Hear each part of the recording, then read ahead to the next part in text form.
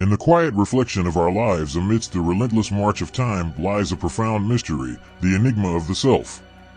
Today, we embark on a journey not through the world but within ourselves, as the Stoics believed. To understand the universe, we must first understand ourselves. But what does it mean to know oneself truly? Is it the recognition of our desires, our fears, or perhaps the acceptance of our fleeting existence? Together, we shall unravel these questions, peering through the lens of Stoic wisdom. In its timeless insights, we may find the keys to self-awareness, tranquility, and perhaps the very essence of being. So, I ask you, are you ready to journey within, to challenge your perceptions, to confront the unknown, and to discover the true nature of your being? If so, let us begin. In the heart of ancient Rome, there lived a young man named Cassus, whose spirit was as fiery as the Roman sun. Cassus, though noble in birth and brave in heart, was often quick to anger and judgment. He saw the world in black and white, with little room for the shades in between.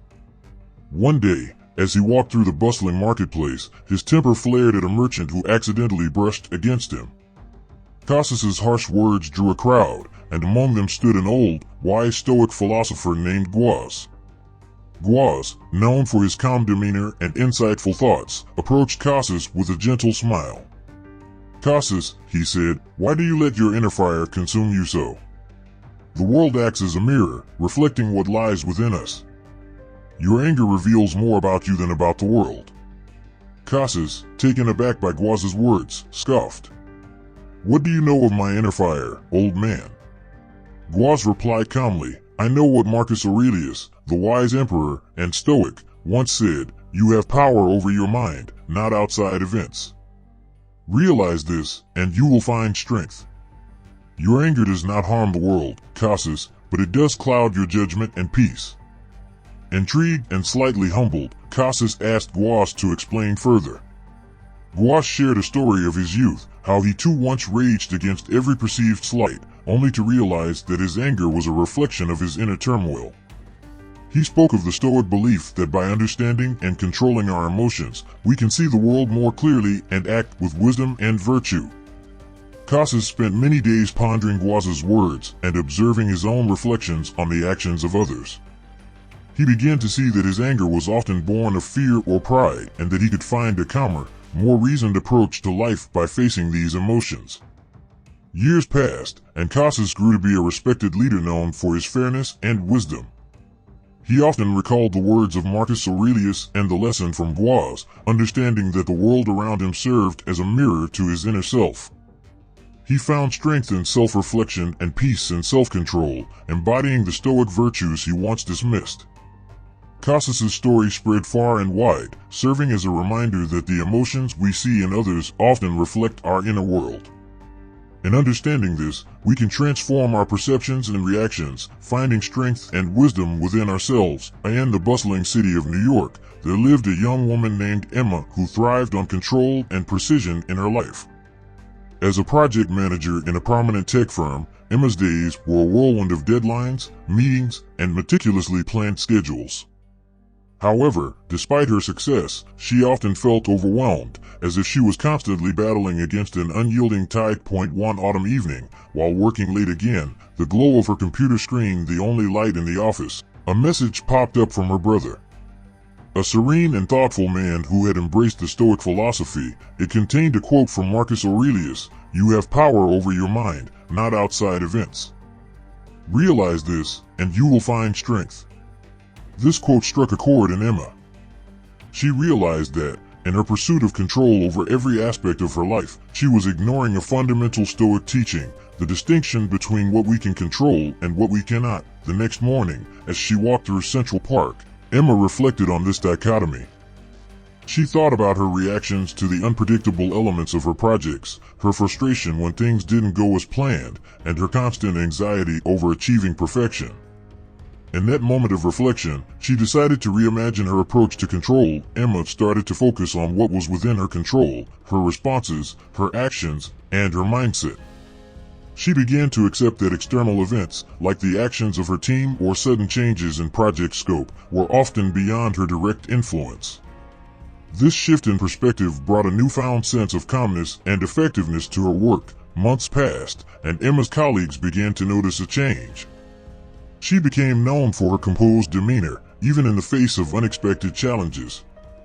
Emma found that by accepting the limits of her control, she was able to respond more creatively and adaptively to situations. One day, Emma's team faced a critical issue. A major product launch was at risk due to a supplier setback. Instead of succumbing to stress, Emma calmly assessed what she could control. She reorganized her team's priorities, communicated transparently with clients, and explored alternative solutions. Her calm approach inspired her team, and together, they navigated the crisis successfully. At the project's successful conclusion, Emma shared her journey with her team, emphasizing the Stoic principle of focusing on what one can control and accepting what one cannot. She quoted Marcus Aurelius, the same words that had inspired her months ago, and explained how this philosophy had transformed her approach to work and life. Emma's story resonated with her colleagues, many of whom faced their own struggles with control and stress.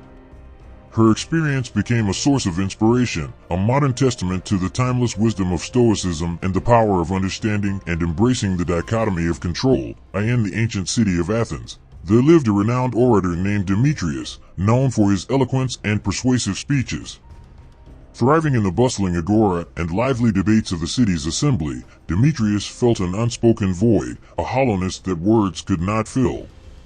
One day, while walking along the banks of the river Ilissos, Demetrius encountered a Stoic philosopher named Six. Six was a man of few words, yet his presence was as commanding as the most passionate orators. Intrigued, Demetrius approached him, eager to engage in intellectual discourse.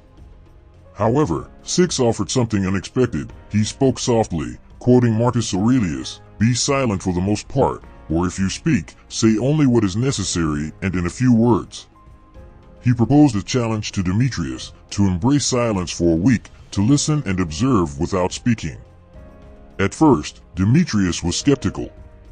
How could silence be more powerful than speech?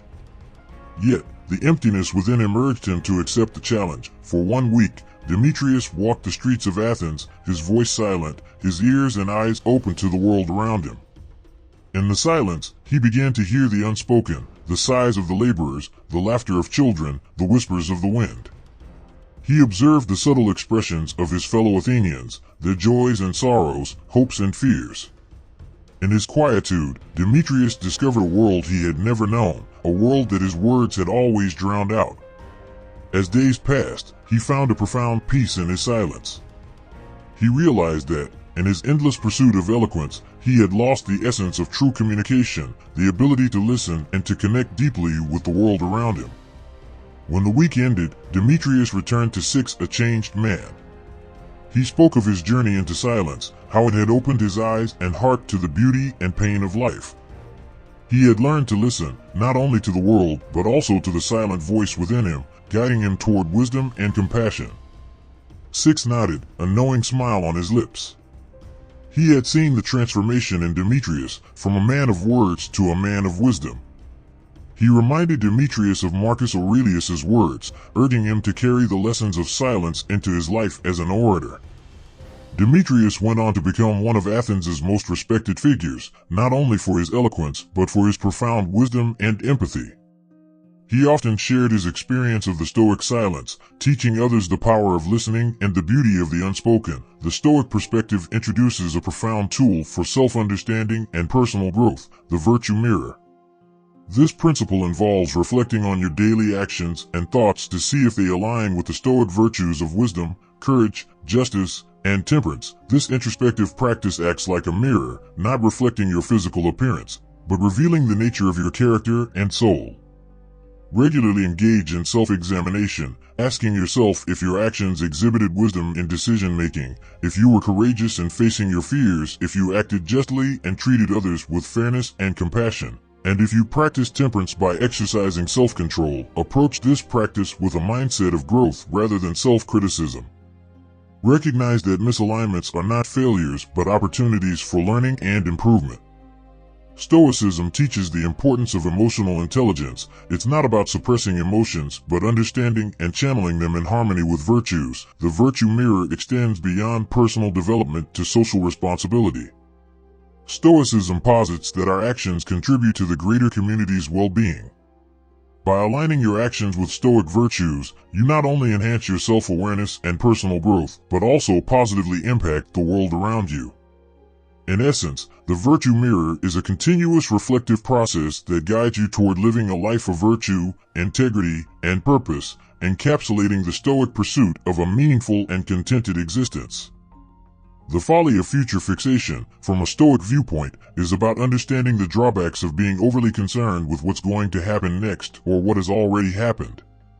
Stoicism teaches us to focus on the present because worrying too much about the future or dwelling on the past can cause unnecessary stress and hinder our ability to enjoy life as it is right now. In simple terms, if you're always thinking about what's coming next, you might miss out on the good things happening today. For example, if you're constantly worried about a future job interview, you might not notice or appreciate a beautiful day or a nice moment with a friend.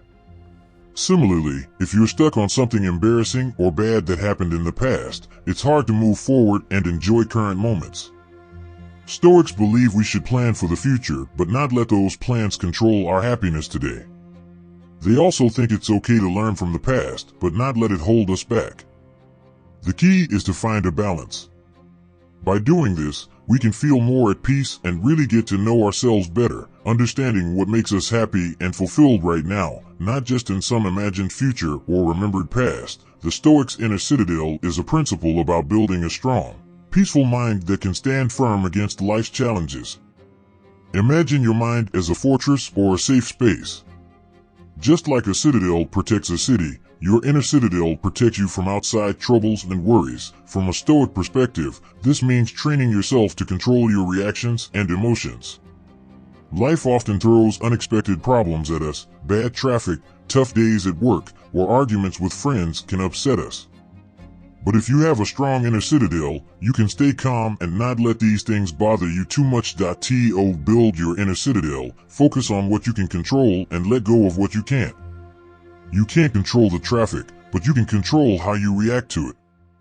Maybe you listen to your favorite music or an interesting podcast instead of getting angry. Also, think positively and remind yourself of your strengths and good qualities.